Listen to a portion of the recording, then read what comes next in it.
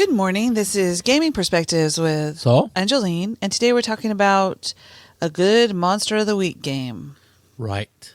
And you came by this because somebody asked the question, what's a good Monster of the Week game? Yes, that's exactly what happened. I think when we talk about the Monster Week game, there's certain attributes that are common with all these games that I kind of came up with, and there's obviously a ton more games that fit under this heading, but I picked the ones that you liked. The ones I liked and I think will fit the bill very well. And what's fitting the bill? Well, number one should be a monster hunting game. You're hunting monsters. Now, do these have to be monsters like Bigfoot's not a monster? It could be. A shapeshifter or a ghost? Well, again, a monster, and I'm using quotes, could be anything that the PCs have to go against. Okay. And of course, depending on the game, the genre, things can change as far as what a monster is. Okay. So in these kind of games, the PCs are tasked with dealing with a monster, however you want to define that. And I use air quotes when under monster. Because it could be anything from a werewolf to somebody. A ghost. Yeah. Demon. Usually they involve investigating to figure out what it is, right? Right. So 2, it should be a quick one-session deal, though they can be longer. But I think the best Monsters of the Week games can be done in 1 shots or 2 shots. Well, depending on how long your sessions are, yeah. right? I think a 4-hour session, 4 or 5, in my case, 6-hour session. Probably 6. You should be able to finish the game. And usually the best way to do it is in a 3-act adventure. You meet the monster, you figure out what the monster does, and how it's weak, and then you go after the monster. And somewhere in there's planning. But it sounds like a fun game. Yes. Whatever game it is. 3, for me, the rules should not be overly complicated. As a one-shot, it's kind of hard to run a one-shot if nobody's played the game and you have to explain the rules really quickly. A complex or crunchy RPG usually needs a little bit of a learning curve. And, for example, just making characters, it takes a long while for some games. Like, for example, Pathfinder. Something you're going to be doing for a long time is making a character. It's going to be at least an hour, sometimes more, depending on how well versed the players are with that system. If they're really versed with the system, they can probably make a character and already have a concept ready to go in 30 minutes. But still, that is a very versed player and not just somebody who's new to the system or newish to the system. So that's why I say keep the game that has less complex rules, because the learning curve is a little bit less steep and you can get to playing. I'm going to throw in no character advancement or very slow character advancement, because usually you're playing people or PCs that are more like normal people. Right. You are against monsters, and that means they are usually more powerful than you one way or another, whether they have a very well organized group or they're a large cult or they're super powerful, right? And you're just Joe Schmo and Janet Schmo who've seen the evil and want to get rid of it, or you've been known to get rid of problems like this. I think the power progression, if you do have any kind of progression, or you even get any kind of experience, even a veteran character will have a problem with going head to head without planning and without investigating against whatever monster they're going after. So what games fit this criteria that I've established for myself? These are games that you came up with. Or you not that you wrote, but that you decided to fit the criteria. I decided to fit the bill. Right away, Dean and Sam Winchester, Supernatural, is literally a monster of the week. Every week they're in a new place, a new monster to fight. This is it was based on a TV show, which was very popular. It lasted some 12, 13 seasons. So obviously a very popular show, and they literally go from town to town every week hunting monsters. And monsters to them were ghosts. Anything that would fit the monster headline. or moniker. Wendigos, Yetis, ghosts, poltergeists, demons, everything. Chupacabras. They threw everything in there, and I think it was a very popular show. It was very well done because, like every episode, more or less, was self-contained. They did have the overarching story arc, which got old again. Anyway, but in the show, it's based on you meet the monster, you figure out what the monster is, how to defeat it, and you go after the monster, which is perfect for a monster hunting game. So what rule system is it? It uses a Cortex Classic, which is the same rule set in Battlestar Galactica. It's all the same rule set for Serenity, the role-playing game. This I think is out of print, but you can find Supernatural all over the place on eBay. And I'm not sure about the PDFs, but I'm sure you can find the PDFs here and there. But the books are not expensive. It's a lot of people didn't like the system for whatever reason. It's a dice pool system. I personally thought it was pretty cool, but it's super easy to explain and not that difficult. It's just a dice pool. You have your attribute plus your skill, roll those dice, and then you add those dice together and then try to get it over a certain number. As a Monster of the Week game, I think Supernatural is excellent because, one, you know that's what your job is. You're monster hunters. You go in, you hear a tale of what's going on. You go in, you figure out what's happening. You figure out how to kill the monster. You figure out who the monster is or where the monster is. And then you go and you kill it. And you usually salt it and burn it and make sure it's dead. These are just my advice tips to you if you're going to play Supernatural. And it has a gold mine for stories because there's 13 seasons of this stuff. So there's all kinds of monsters you can throw in. And by now, most people have forgotten that show. Are not going to know all the episodes. They probably didn't watch it right away. I mean, more recently. So correct. So that's an excellent Monster of the Week game. What's next, babe? Liminal. Oh, another excellent. So this is 2D6 system. We've talked about this one quite a bit. We even talked to Paul Michener, who wrote the game. Very nice young man, very nice man, and a mathematician by trade. Again, it's an urban fantasy, which a lot of these are, because there are a lot of them. Liminal is an excellent urban fantasy because it's set in England. It's set in England, and a lot of the stories that we heard as kids, the fairy tales and the fae are there. All of the different kinds of things that when you're walking down the street, you are seeing something other people are not. Or you've experienced them, yeah. Like Jolene said, it is based on a lot of English folk tales. So if you've heard or read any of the classic fairy tales, there's always something bad that happens to kids and steals them away and tries to eat them and stuff. From witches to fae to poltergeists to ghosts, spirits, they're all in there. And if you are from England, this is a great game for you. If you're not, I think it's a way of experiencing English culture a little bit by exploring their folklore and stuff. I think it's pretty cool. The 2D system is, like I said, super easy. I like this game. I don't know if you would, obviously as a Monster of the Week game, but are there any campaigns for this game? Because when we've played it, it's always been like it seems to be written, the little modules seem to be written for, not for a campaign, but for certain. You go here and you figure this out. Right. So it's more of a... Well, so far I haven't seen like an epic campaign.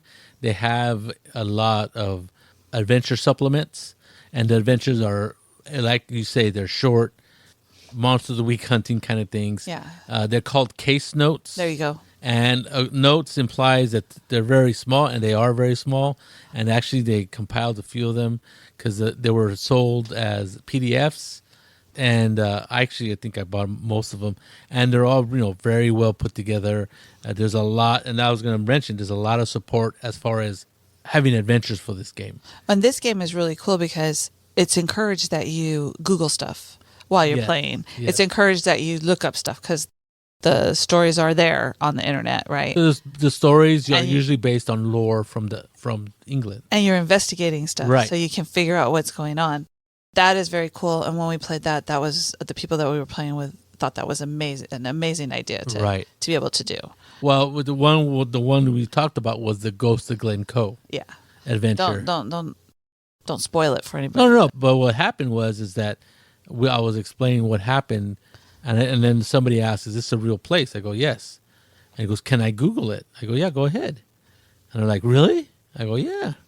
And so he Googles, and when he Googled it, there was this fairy tale about the ghost of Glen Cove. So there was all this history that's going on that is like priceless. Like if I wanted to, I guess I could make up a fake website that had all that kind of information. But you don't have to. But you don't have to.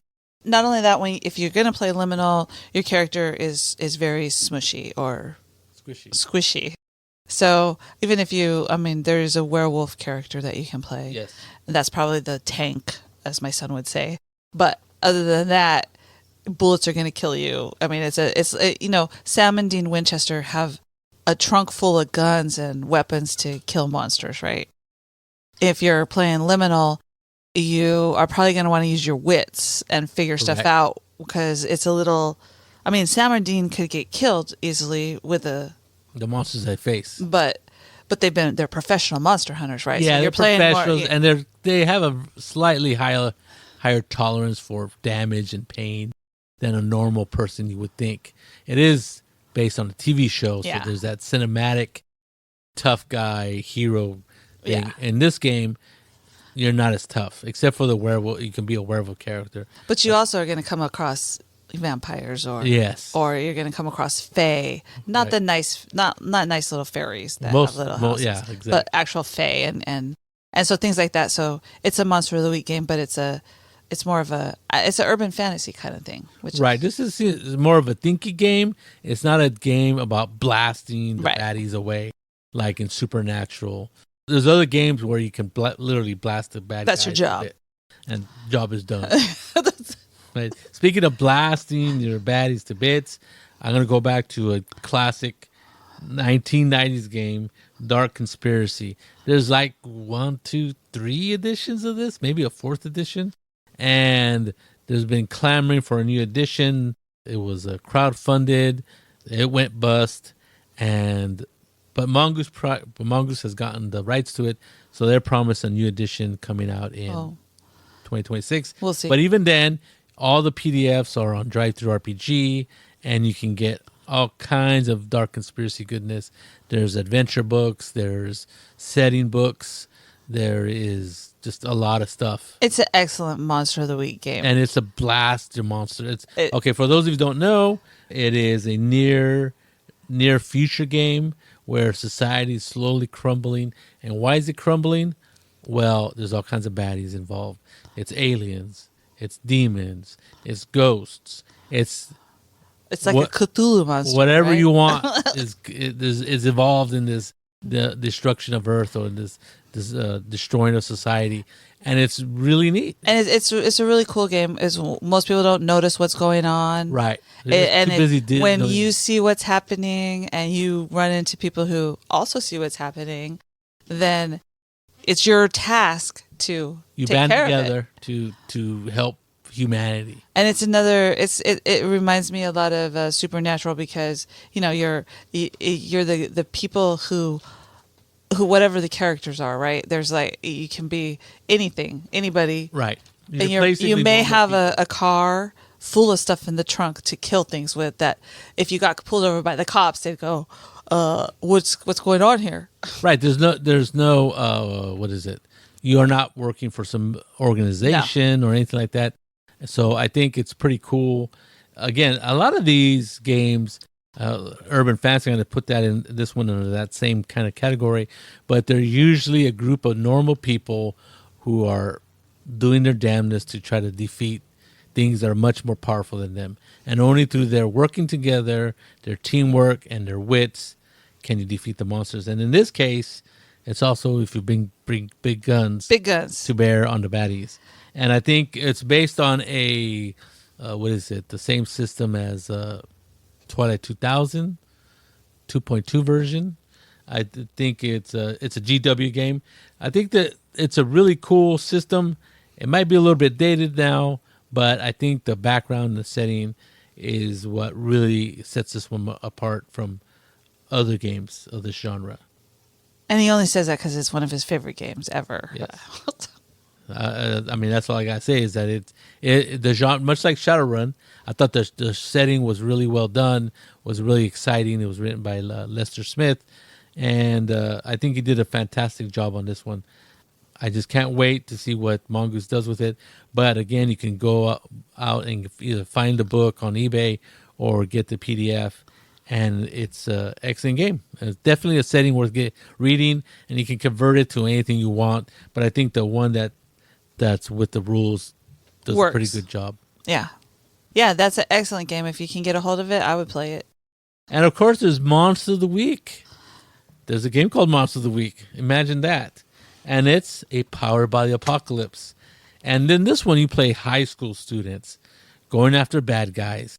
So they say in the book that this is an inspiration of Buffy the Vampire Slayer and the one with Scolder and Moldy. Moldy. The X-Files. The X-Files. Scully and Mulder. Mulder.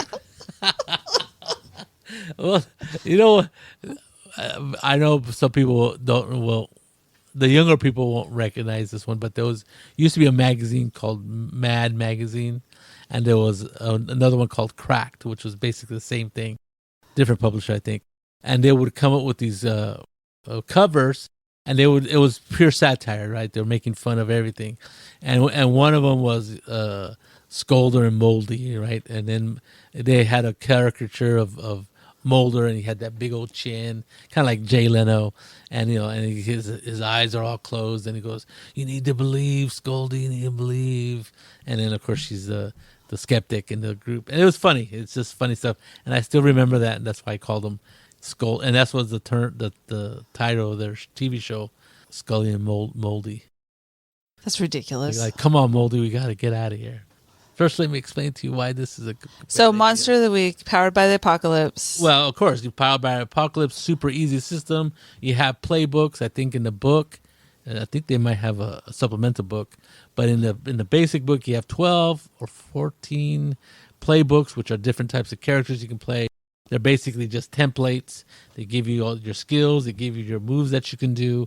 You roll 2d6, and I'm not sure exactly what the number is, but anything under 5 or 6 is a fail. A 7 through 9 is a succeed with a complication, and anything above that is a success, a plain old success. And then like a 11 or 12 is a super success or hit or super hit. I don't know. Doesn't matter. But you're playing Powered by Apocalypse.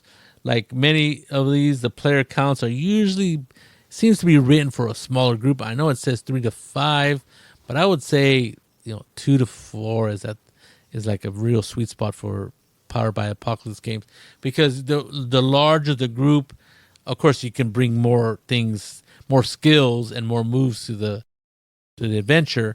But also, a lot of times, unless you're used to it, 2 people go over here and 3 people go over there. They'll split the party easier. But if it's a smaller group, they'll stick together longer. And the only reason I even bother to mention that, because if you're playing like a one-shot, sometimes when people split up, it takes longer to play, simply because you have to deal with 2 separate groups.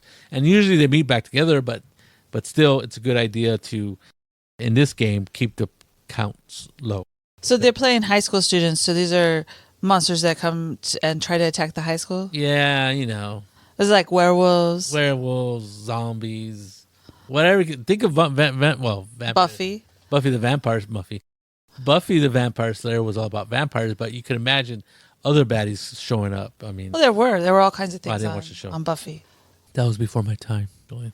Yeah, right. I don't know why I didn't watch that show. You were asleep. Oh, that's right. That was the before times. That was the graveyard shift. Yes, that was sucked. Anyway, yes, PBA. If you like PBA games, Powered by the Apocalypse, then this fits right in your wheelhouse. If you want to once a week, it is very good. They came with a second edition. Supposedly they ironed out some wrinkles, and they have like a player companion or something like that expands how many templates they have. Try this out if you like Powered by Apocalypse games. And the next one is Dresden Files. Though this is strictly not a Monster of the Week game. I think it can be, as you have a group of people who are solving problems. In the original, there was a detective guy. Yeah. Who's Well, he was a magician who was a private magician detective. Yeah. And based in Chicago, Yeah. I believe. And there's a ton of books. There's a series that lasted one season. It's decent. It's not who I would pick for Harry, but hey, It's okay. you go with who you have. And I think the Dresden Files is it's a really neat world. It's an urban fantasy. It's an urban fantasy, definitely. You can use any city you want. If you're from San Francisco, L.A., Miami, there's some areas of that place where you can just like, oh yeah, you could put sinister stuff happening in certain parts of the city. The only thing with Dresden Files is if you want it to be a Monster of the Week game, don't make it vampires or anything like that, because you're not going to do well with that. Because vampires are really tough. They're very tough in that world, in that lore, and it's very tough. They're very tough in the game. Yeah. In the game, you don't fight the vampires. You just try to get out alive. Right, and so I would never put them against vampires. No. But lower level kind of monsters. Yeah, that's what I'm just saying. If it's a Monster of the Week game, don't do that. So there's the original Dresden Files, which I think is out of print. It was 2 big books. It's called Your Story and Our Story, or anyway, it doesn't matter. The rules were based on an earlier version of Fate. I think it might have been before Fate Core. So Fate Core kind of unified all these rules, and this is the Fate Core system. And even then, for a lightweight system, I thought it was extremely crunchy for some reason, and I found it difficult to run that game as written and to explain it to people. And in that setting, in that rule set, you're supposed to make your own town together. You got to make connections to each other, why you're together, and all this stuff, which kind of goes against the whole Monster of the Week thing, because that game is based for a campaign type of game. I ran it as one shots at local conventions, but I was But you adjusted the rules to make it a little easier. I ignored a lot of rules, and then when the Fate Accelerated system. Fate Core came out, I changed the rules again because I didn't use the book rules because they were extremely complicated, and I went with Fate Core. But then I found Fate Accelerated, and they actually made a rule set or a book called Dresden Files Accelerated. And if you want to run a Monster of the Week and play a super easy game, that is one of the best systems I've seen as far as Fate type of games. If you're going to do that too, I would suggest, since Dresden Files is set in Chicago, Saul took it and moved it to Monterey here in California, because it's where he grew up in Salinas, which is only a few miles away, and all the people that we play with are familiar with the area. Except when he took it to conventions, maybe they were, maybe they weren't.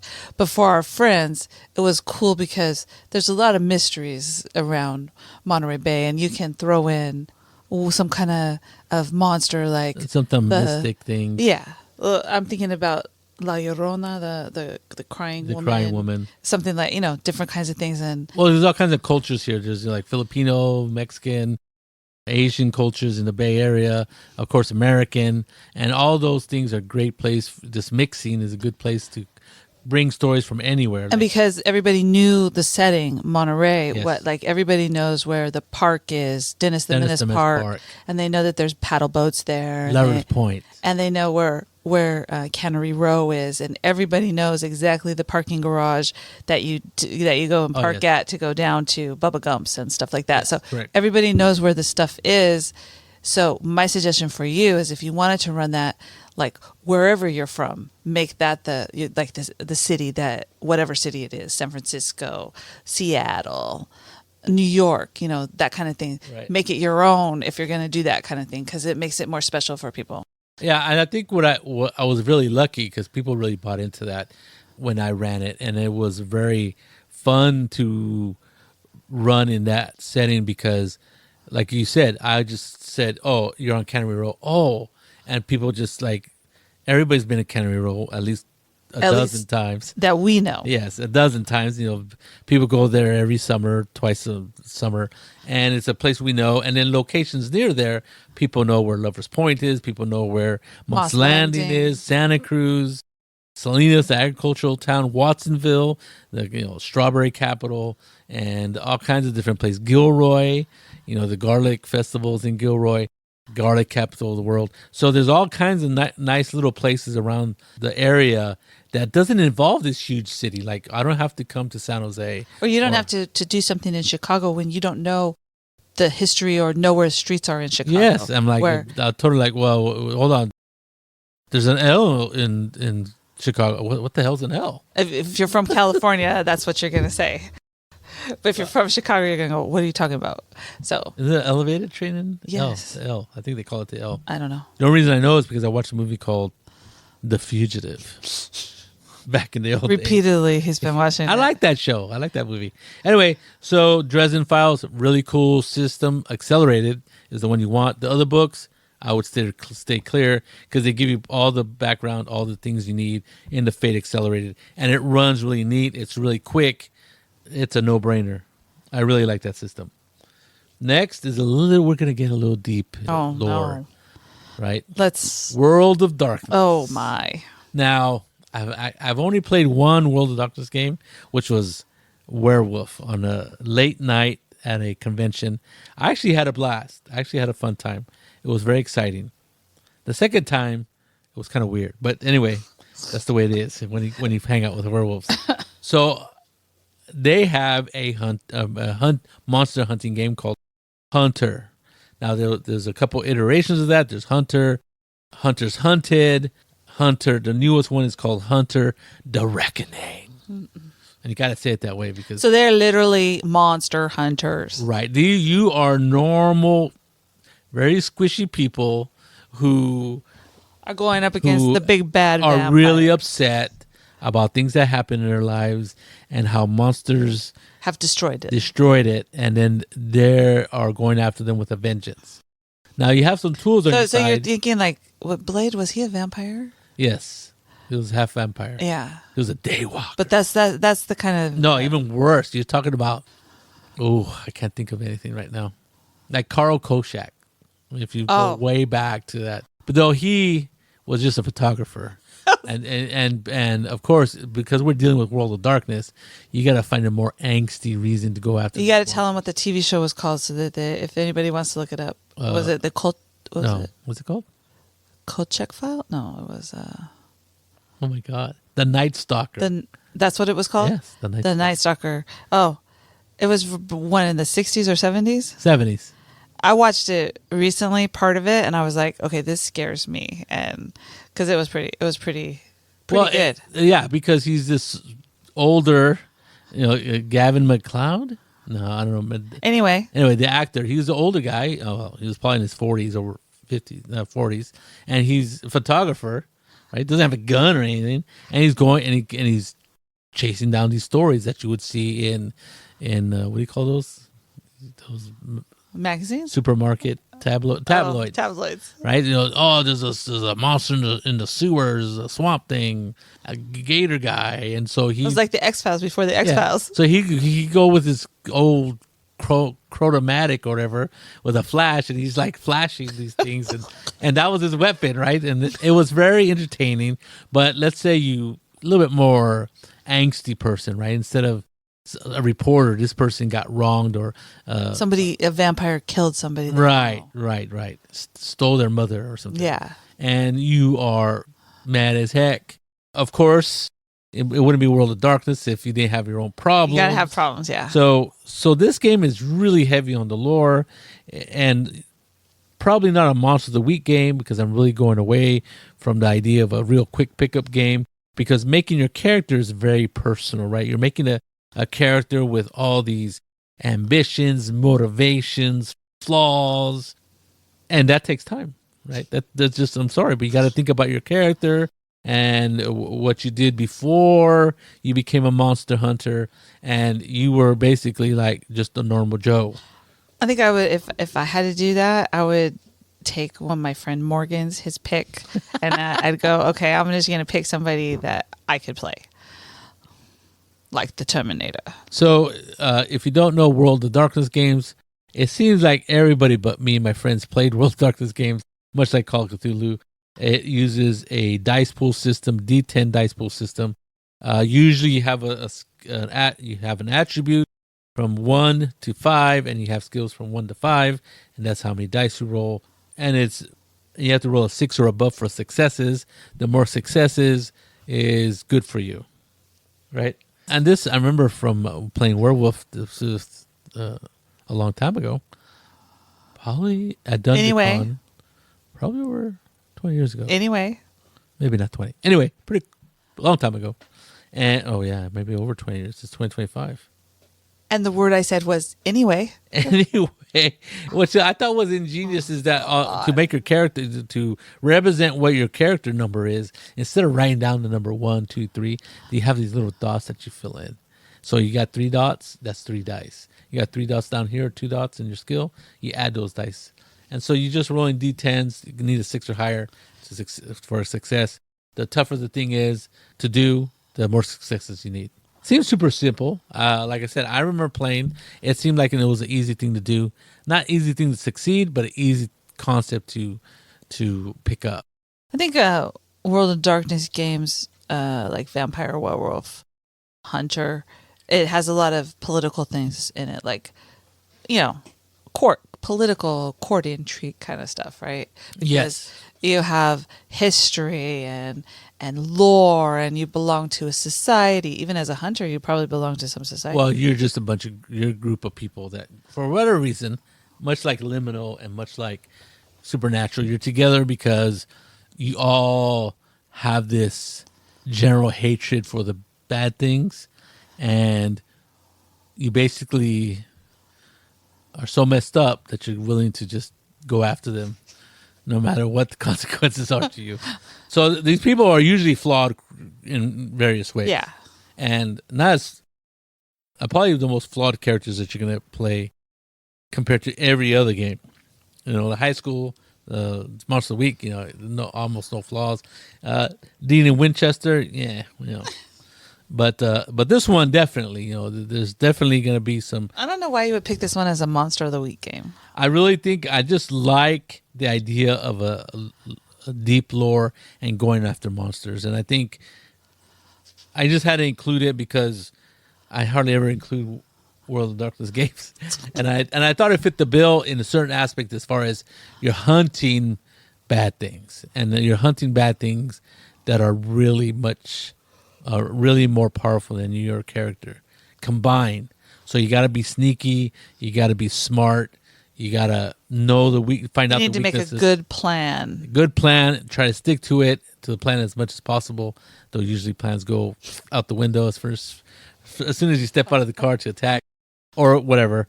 And I think that's why I included it, because of the lore, because I think there's a lot of stuff in there that people like, and I just wanted to include it. I mean, I know it doesn't fit my criteria, but I just thought I'd throw it in there for people who want an extra angsty, darker tone game. So these are all great Monster of the Week games, except for the last one, which I think is fine if you want to play a Hunter in a World of Darkness game. That's right. Great. But I don't think it's going to be a quick, easy one-shot. Right. Yeah, but if they definitely want to campaign that one. Yeah. But you could run one shots like Monster of the Week type game during a campaign. You have this big overall plot, but you can help people along the way. You're after so and so who is 5 cities away or whatever, and you have to get there to end. Or you're after the what is it? You're after the Count vampire or something or other. But hey, some creepoid is attacking people, so you go after it. A zombie or something. So Monster of the Week games are fun. Whoever asked the question, hopefully it'll help them to find a game to play. Yes. And there's a ton of other games that I couldn't mention, but there's never enough time to mention all the games. Right. I think I got a pretty broad spectrum of games. So there you go. If you want to play a Monster of the Week game, go pick one and sell it to your people and go do it. This is Gaming Perspectives with Saul and Jolene. And you have a good day.